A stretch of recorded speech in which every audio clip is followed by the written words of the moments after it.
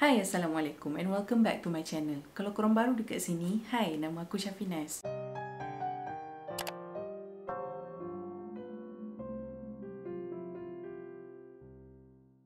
Aku rasa ramai lagi yang masih ingat dengan nama Nurul Huda binti Abdul Ghani, di mana kes pembunuhan anak kecil yang tak berdosa ni pernah menggegarkan negara kita pada tahun 2004 dulu. Dalam video ni aku akan cuba ceritakan apa yang berlaku pada adik Nurul Huda pada hari kejadian. Masa tragedi ni berlaku pada tahun 2004, Nurul Huda baru nak mencecah usia 10 tahun. Dan Nurul Huda ialah anak bongsu daripada 4 beradik. Mereka sekeluarga tinggal di Kampung Pekajang iaitu di Gelang Patah, Johor. Dan Nurul Huda bersekolah di Sekolah Kebangsaan Tiram Duku. Nurul Huda ni seorang kanak-kanak yang pandai dalam pelajaran. Lepas tu dia selalu bersikap periang dan dia mudah ramah dengan kawan-kawan dia dan semua orang sekeliling dia. Dalam keluarga dia, Nurul Huda ni merupakan anak yang paling manja dengan mak ayah dia. Pada hari kejadian iaitu pada 17 Januari 2004, Nurul Huda ni duduk dekat rumah dengan 2 orang kakak dia. Dan masa tu parents dia keluar berniaga.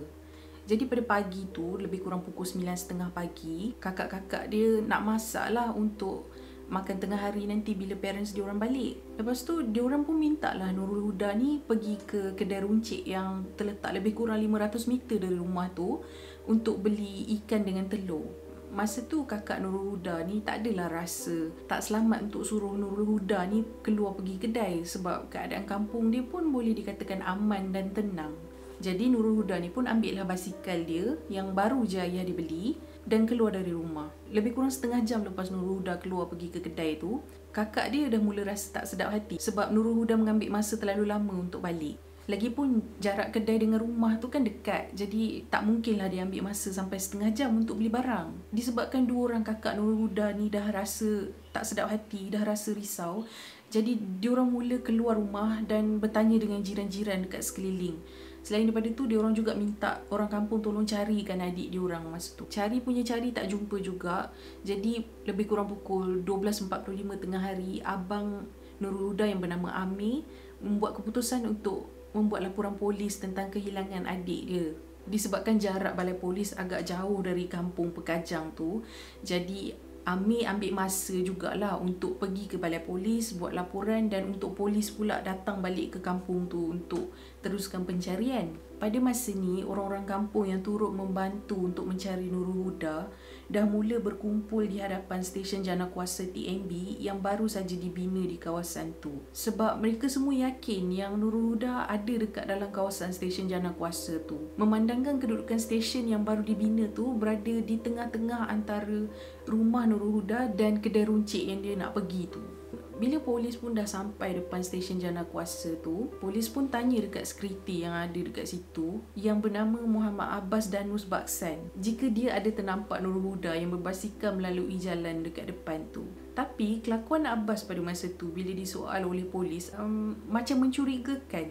Dia tak berapa nak memberi kerjasama. Abbas ni mula bagi alasan yang polis dengan orang kampung tak boleh masuk kat dalam kawasan stesen tu, kena minta kebenaran pihak pengurusan lah. Dia cuba bagi alasan untuk menghalang pihak polis masuk ke dalam kawasan stesen jana kuasa tu. Disebabkan tindak tanduk Abbas ni yang mencurigakan, orang kampung mula bertindak untuk memanjat pagar stesen tu untuk masuk ke dalam. Bila orang kampung dah mula panjat pagar, Abbas ni dia jadi marah. Sampaikan dia cuba nak serang polis yang ada kat situ dengan parang. Tapi of course lah polis cepat pegang dia supaya dia tak dapat bertindak ganas dan supaya dia tak dapat melarikan diri.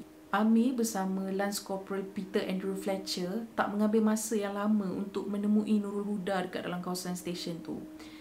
Diorang jumpa Nurul Huda dekat dalam tandas dalam stesen tu dalam keadaan yang sangat menyedihkan. Menurut Amir, masa dia jumpa adik dia, Nurul Huda duduk bersandar dekat dinding tandas sambil tangannya memegang dagu dan leher dan dia dijumpai tanpa sebarang pakaian.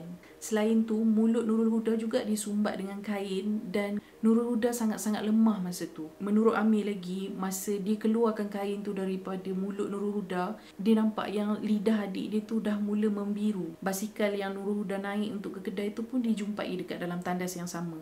Penemuan Nurul Huda dalam keadaan yang sangat menyedihkan tu menyebabkan orang kampung jadi sangat marah dengan Abbas dan dia hampir dibelasah beramai-ramai. Nasib baik jugalah masa tu ada polis dekat situ. Kalau tidak aku rasa Abbas tu teruk juga kena. Pada jam 1.30 tengah hari, Nurul Huda dikejarkan ke klinik kesihatan Gelang Patah. Dan menurut Amir, dia yakin yang adik dia masih hidup masa dalam perjalanan tu. Sebab suhu badan dia dikatakan masih lagi normal walaupun keadaan dia lemah. Tetapi malangnya setelah mereka sampai ke klinik kesihatan Gelang Patah, Nurul Huda telah disahkan meninggal dunia. Menurut siasatan polis, ada 3 suspek utama yang terlibat dalam jenayah kejam ni. Suspek yang pertama sekali ialah Muhammad Abbas Danus Baksan, iaitu pengawal keselamatan yang bekerja pada hari kejadian yang nak parang polis tu. Tapi menurut Abbas, ada lagi 2 orang kawan dia yang terlibat, iaitu 2 kawan dia yang dia kenali hanya dengan nama Ngengel dan Jojo. Pihak polis berjaya menangkap Ngengel atau nama sebenar dia Muhammad Suyaimi. Tetapi Ngengel dibebaskan setelah tempoh remandnya tamat disebabkan kekurangan bukti. Suspek ketiga iaitu individu yang bernama Jojo ni tidak berjaya dikesan dan pihak siasatan percaya yang kewujudan lelaki yang bernama Jojo ni mungkin cuma rekaan oleh Muhammad Abbas. Selain daripada tu, Abbas juga didapati mempunyai banyak rekod jenayah sebelum ni. Dia pernah ada kes pecah rumah, dia ada kes rompakan bersenjata, dia ada kes samun. Jadi masa tu orang ramai pun tertanya-tanya juga macam mana TNB boleh hire orang yang macam ni untuk jadi pengawal keselamatan. Sebenarnya susah juga untuk aku cerita part ni sebab mangsa pun budak kecil lagi kan. Laporan forensik menunjukkan bahawa Nurul Huda telah dicabul dan punca kematiannya adalah kerana dia dicekik. Selain daripada tu, pakar forensik juga tidak menolak kemungkinan bahawa semua jenayah yang berlaku ke atas Nurul Huda adalah kelakuan seorang individu dan bukannya 3 orang seperti yang didakwa oleh Muhammad Abbas. Pada 28 Ogos 2004, mahkamah telah menjatuhkan hukuman gantung ke atas Muhammad Abbas setelah dia mengaku bersalah atas tuduhan merogol dan membunuh Nurul Huda. Tapi pada 16 Oktober 2008 pula, Abbas berjaya melepaskan diri daripada hukuman gantung setelah membuat rayuan. Mahkamah telah menerima rayuan Abbas dan mengubah hukumannya berdasarkan bukti DNA yang menunjukkan mungkin wujud pihak ketiga di tempat kejadian. Disebabkan bukti baru tu, hukuman Abbas telah diubah kepada penjara selama 20 tahun dan 24 kali sebatan. Itu pun hukuman sebatan dia automatik terbatal sebab pada masa tu usia Abbas dah mencecah lebih daripada 50 tahun. Jadi kalau tak silap aku, tahun 2024 ni Abbas akan keluar dari penjara dan masa tu umur dia akan menjangkau 76 tahun. Kalau korang nak tahu, lagu Terlalu Istimewa yang ditulis dan dinyanyikan oleh Adibah Noor adalah tribute dia untuk adik Nurul Huda.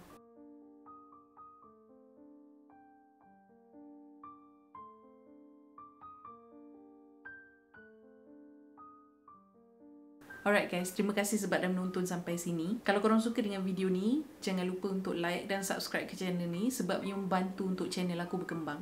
I will see you on my next video. Bye.